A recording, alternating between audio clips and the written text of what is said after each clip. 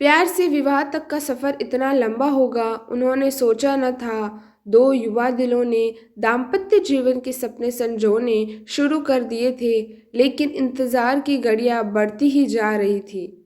मुझे गुमसुम और उदास देखकर माँ ने कहा, क्या बात है रति, तू इस तरह मुंह लटकाए क्यों बैठी है? कई दिनों से मनोज का भी कोई फ़ोन नहीं आया। दोनों ने आपस में झगड़ा कर लिया है क्या? तभी रति कहती है, नहीं माँ, रोज रोज क्या बातें करें। कितने दिनों से शादी की तैयारी कर रहे थे, सब व्यर्थ हो गई। यदि मनोज की दादी जी की मौत न हुई होती तो आज तेरी शादी को 15 दिन हो चुके होते। वह काफ़ी बूढ़े थे, 13वीं के बाद शादी हो सकती थी, पर तेरे ससुराल वाले बड़े दकियानुसी विचारों के हैं। कहते हैं कि साय नहीं है, अब तो 5-6 महीने बाद ही शादी होगी। हमारी तो सब तैयारी व्यर्थ हो गई।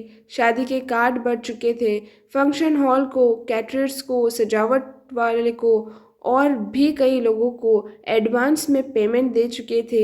6 महीने शादी सर करने से अच्छा खासा नुकसान हो गया है। इसी बात से तो मनोज बहुत डिस्टर्ब है माँ, रति कहती है। बेटा, हम भी कभी तुम्हारी उम्र के थे, तुम दोनों के एहसास को समझ सकते हैं, पर हम चाह कर भी कुछ नहीं कर सकते। मैंने तो तेरी सास से कहा था कि साए नहीं होते हैं, तो क्या हुआ, अच्छे काम के लिए सब दिन शुभ होते हैं, अब हमें शादी कर देनी चाहिए। मेरा इतना कहना था कि वह तो भड़क गई और कहने लगी, आपके लिए सब दिन शुभ होते होंगे, पर हम तो सायों में भरोसा करते हैं। हमारा इकलौता बेटा है, हम अपनी तरफ से पुरानी मान्यताओं को अनदेखा कर मन में कोई वहम पैदा नहीं करना चाहते। रति सोचने लगी कि मम्मी इससे ज़्यादा क्या कर सकती है और मैं भी क्या करूं। मम्मी को कैसे बताऊं कि मनोज क्या चाहता है। नर्सरी से इंटर तक हम दोनों साथ साथ पढ़े थे, किंतु दोस्ती इंटर में आने के बाद ही हुई थी। इंटर के बाद मनोज इंजीनियरिंग करने चला गया और मैंने बीएससी में दाखिला ले लिया था। कॉलेज अलग होने पर भी हम दोनों छुट्टियों में कुछ समय साथ बिताते थे। बीच में फ़ोन पर बातचीत भी कर लेते थे। कंप्यूटर पर चैट तो हो जाती थी। एमएससी में आते ही मम्मी पापा ने शादी के लिए लड़का तलाश करने की शुरुआत कर दी। मैंने कहा कि मम्मी एमएससी के बाद शादी करना, पर उनका कहना था कि तुम अपनी पढ़ाई जारी रखो, शादी कौन सी अभी हुई जा रही है। अच्छा लड़का मिलने में भी समय लगता है। शादी की चर्चा शुरू होते ही मनोज की छवि मेरी आंखों में तैर गई थी। यो हम दोनों एक अच्छे मित्र थे, पर तब तक शादी करने के वादे हम दोनों ने एक दूसरे से नहीं किए थे। साथ मिलकर भविष्य के सपने भी नहीं देखे थे, पर मम्मी द्वारा शादी की चर्चा करने पर मनोज का ख्याल आना, क्या इसे प्यार समझूं?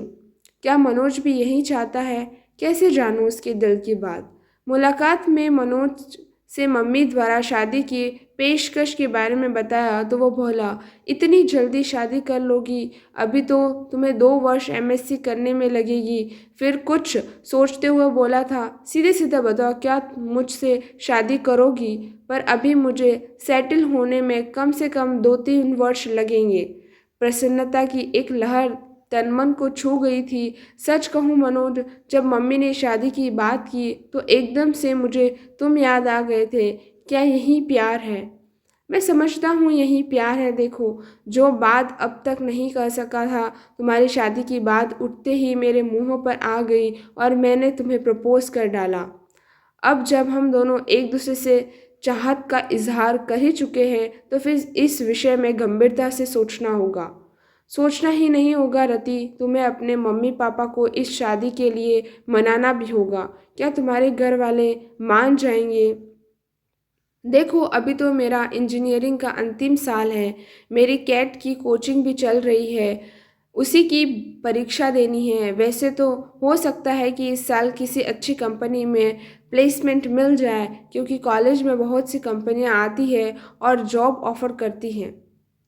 अच्छा ऑफ़र मिला तो मैं स्वीकार कर लूँगा, और जैसे ही शादी की चर्चा शुरू होगी मैं तुम्हारे बारे में बता दूँगा। आगे इस कहानी में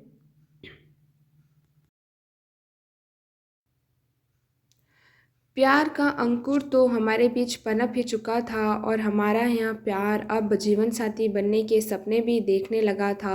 अब इसका ज़िक्र अपने अपने घर में करना ज़रूरी हो गया था। मैंने मम्मी को मनोज के बारे में बताया तो वह बोली, वह अपनी जाति का नहीं है, ये कैसे हो सकता है? तेरे पापा तो बिल्कुल नहीं मानेंगे। क्या मनोज के माता पिता तैयार हैं? अभी तो इस बारे में उसके घर वाले कुछ नहीं जानते। फाइनल परीक्षा होने तक मनोज को किसी अच्छी कंपनी में जॉब का ऑफ़र मिल जाएगा और रिजल्ट आते ही वह कंपनी ज्वाइन कर लेगा। उसके बाद वह अपनी मम्मी पापा से बात करेगा। क्या ज़रूरी है कि वह मान ही जाएंगे? मम्मी, मुझे पहले आपकी इजाज़त चाहिए। यह फैसला मैं अकेले कैसे ले सकती हूँ? तुम्हारे पापा से बात करनी होगी। उनसे बात करने के लिए मुझे हिम्मत जुटानी होगी। यदि पापा तैयार नहीं हुए तो तुम क्या करोगी? करना क्या है मम्मी, शादी होगी तो आपके आशीर्वाद से ही होगी, वरना नहीं होगी। इधर मेरा एमएससी फाइनल शुरू हुआ, उधर इंजीनियरिंग पूरे होते ही मनोज को एक बड़ी कंपनी में अच्छी स्टार्ट मिल गया और यह भी करीब करीब तय था कि भविष्य में कभी भी कंपनी उसे यूएस भेज सकती है। मनोज के घर में भी शादी की चर्चा शुरू हो गई थी। मैंने मम्मी को जैसे तैसे मना लिया था और मम्मी ने पापा को, किंतु मनोज की मम्मी इस विवाह के लिए बिल्कुल तैयार नहीं थी। इस फैसले से मनोज के घर में तूफान उठ खड़ा हुआ था। उसके घर में पापा से ज़्यादा उसकी मम्मी की चलती है, ऐसा एक बार मनोज ने ही बताया था। मनोज ने भी अपने घर में ऐलान कर दिया था कि शादी करूंगा तो रति से, वरना किसी से नहीं। आखिर मनोज के बहन बहनों ने अपनी तरह से मम्मी को समझाया था। मम्मी, आपकी यह जिद मनोज को आपसे दूर कर देगी। आजकल बच्चों की मानसिक स्थिति का कुछ पता नहीं चलता कि वह क्या कर बैठे। आज के ही अखबार में समाचार के ही माता पिता की स्वीकृति न मिलने पर प्रेमी प्रेमिकाओं ने आत्महत्या कर ली है। वह दोनों बालिग हैं। मनोज अच्छा काम कर रहा है। वह चाहता तो अदालत में शादी कर सकता था, पर उसने ऐसा नहीं किया और आपकी स्वीकृति का इंतज़ार कर रहा है। अब फैसला आपका करना है। मनोज के पिता ने कहा, बेटा, मुझे तो मनोज की इस शादी से कोई ऐतराज़ नहीं है। लड़की पढ़ी लिखी है, सुंदर है, अच्छे परिवार की है और सबसे बड़ी बात है मनोज को पसंद है। बस हमारी जाति के नहीं है तो क्या हुआ? तुम्हारी मम्मी को कौन समझाए? जब सब तैयार है तो मैं उसकी दुश्मन हूँ क्या? मैं ही बुरी क्यों बनूँ? मैं भी तैयार हूँ। मम्मी का इरादा फिर बदलने इससे पहले कि मंगनी की रस्म पूरी कर दी गई। तय हुआ था कि तेरी एमएससी पूरी होते ही शादी हो जाएगी। मंगनी हुए 1 साल हो चुका था। शादी की तारीख भी तय हो चुकी थी। मनोज के दादी जी की मौत न हुई होती तो दोनों अब तक हनीमून मना रहे होते, शिमला से लौट चुके होते और 3 महीने बाद मैं भी मनोज के साथ अमेरिका चली जाती। पर अब 6-7 महीने तक साय नहीं है, अतः शादी अभी नहीं हो सकती है। पर मनोज शादी के टलने से खुश नहीं है। इसके लिए अपने घर में उसे खुद ही बात करनी होगी। हाँ, यदि घर की कोई रुकावट होती तो उससे दूर करने का प्रयास करती, पर मैं क्या करूं?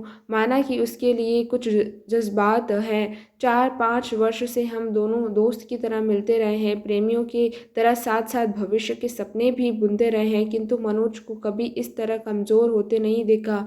यद्यपि उसका बस चलता तो मंगनी के दूसरे दिन वह शादी कर लेता, पर फाइनल साल था इसलिए वह मन महसूस कर रहा था। प्रतीक्षा की लंबी घड़ियां हम कभी मिलकर कभी फ़ोन पर बात कर काटते थे। हम दोनों बेताबी से शादी के इंतज़ार कर रहे थे।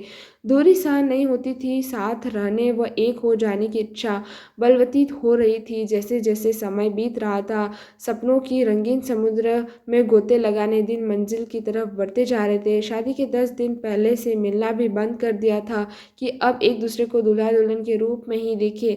पर विवाह के 7 दिन पहले दादी जी की मौत होगी, हमारे सपनों के महल को धराशायी कर गई। दादी जी की मौत का समाचार मुझे मनोज ने ही दिया था और कहा दादी जी को अभी ही जाना था। हमारे बीच फिर अंतहीन मरुस्थल का विस्तार था। लगता है अब अकेले ही अमेरिका जाना पड़ेगा। तुमसे मिलने तो व्रत करना बन गया हूँ। 13वीं के बाद हम दोनों गार्डन में मिले थे। वह भावुक हो गया था। रति, तुम से दूरी अब सहन नहीं होती। मन करता है तुम्हें अनजान जगह पर उड़ जाऊं, जहाँ हमारे बीच न समाज हो, न परंपरा हो, न रीति रिवाज हो। दो प्रेमियों के मिलन में समाज के कायदे कानून की इतनी ऊंची बाड़ खड़ी कर रखी है। इस उन कि सब्र की सीमा ही समाप्त हो गई थी। चलो रति, हम कहीं भाग चले, मैं तुम्हारे निकट संगीत चाहता हूँ। इतना बड़ा शहर है, चलो किसी होटल में कुछ घंटे साथ बिताते हैं। जो हाल मनोज का था वही मेरा था। एक मन कहता था कि अपनी खींची लक्ष्मण रेखा को अब मिटा दे, किंतु दूसरे मन संस्कार की पिन चुबो देता था। बिन विवाह यह सब ठीक नहीं है। वैसे भी एक बार मनोज की इच्छा पूरी कर दी तो यह चाह फिर बार बार सिर उठाएगी। नहीं, यह ठीक नहीं है। क्या ठीक नहीं है रति? क्या तुम्हें मुझ पर विश्वास नहीं है? पति पत्नी तो हम बनना ही है। मेरा मन आज जिद कर आया है, मैं भटक जाता हूँ। रति, मुझे संभाल लो। गार्डन के एकांत जुटपेट में उसने बाहों में भरकर बेहोश चूमना शुरू कर दिया था। मैंने भी आज उसे यह छूट दे दी ताकि उसका आवेग कुछ शांत हो, किंतु मनोज की गहरी गहरी सांसें और अधिक समा जाने की चाह मुझे भी बहकाए। उससे पूर्व ही मैं उठ खड़ी हुई। अपने को संभालो मनोज, यह भी कोई जगह है बहकने की। मैं भी कोई पत्थर नहीं, इंसान हूँ। कुछ दिन अपने को और संभालो। इतने दिन के संभाल लेते हुए रहा हूँ। जो तुम चाह रहे हो वो हमारी समस्या का समाधान तो नहीं है, साथ ही समाधान के लिए अब हाथ पैर मारने होंगे। चलो, बहुत ज़ोर से भूख लगी है, एक गर्मा गर्म कॉफ़ी के साथ कुछ खिला दो, फिर इस बारे में कुछ मिलकर सोचते हैं। रेस्टोरेंट में बेर को ऑर्डर देने के बाद मैंने ये बात शुरू की। मनोज, तुम्हें अब एक ही काम करना होगा, किसी तरह अपने माता पिता को जल्दी शादी के लिए तैयार करना होगा, जो बहुत मुश्किल है। आखिर में वह हमारी शुभचिंतक है। तुमने उनसे एक बार भी कहा कि शादी इतने दिन के लिए न टल कर अभी कर दे? नहीं, यह तो नहीं कहा। तो अब कह दो। कुछ पुराना छोड़ने और नए को अपनाने में हर को कुछ हिचकिच होती ही है।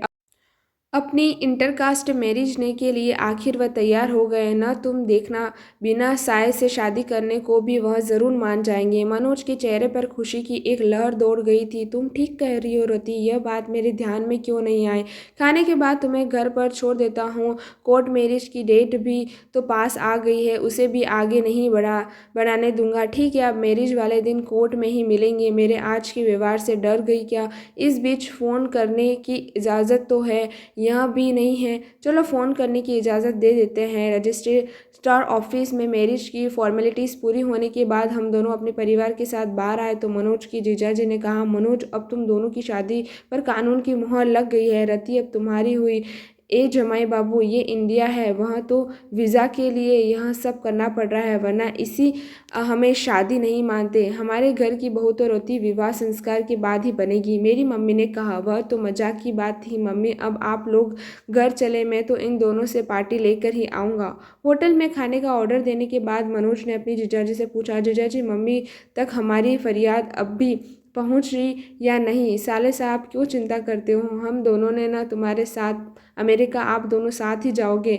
मैंने अभी बात नहीं की, मैं आपकी इस कोर्ट मैरिज हो जाने का इंतज़ार कर रहा था। आगे मम्मी को मनाने की जिम्मेदारी आपकी है, बहन ने ले ली है। इससे भी बात नहीं बनी तो फिर कमान संभालूंगा। और भैया, मैं अब मम्मी को समझाने की पूरी कोशिश कर रहा हूँ। हाँ, तू कोशिश कर ले, न माने तो नाम कह देना। अब शादी करो या ना करो भैया, अब साथ जाएंगे। वाह भैया, आज तुम सचमुच बड़े हो गए। आफ्टर ऑल, मैं एक पति का पत्नी हूँ। ओके भैया, हम लोग चलें। आप लोग का क्या प्रोग्राम है? कुछ देर घूम घाम कर पहले रति को उसके घर छोड़ूंगा, फिर अपने घर जाऊंगा। मेरे गले में बाहें डालते हुए मनोज ने शरारत से देखा। हाँ रति, अब क्या करती हो? तुम्हारे संस्कार मुझे पति मानने को तैयार है या नहीं? आंखें नचाते हुए मैं चौंकी। अब तुम 99% मेरे पति हो, यानी 10% की अब भी कमी रह गई है। अभी और इंतज़ार करना पड़ेगा। उस दिन का मुझे अफसोस है मनोज, अब मैं तुम्हारी हूँ। अगर आपको ये कहानी पसंद हो तो प्लीज़ लाइक, शेयर और सब्सक्राइब करें। धन्यवाद।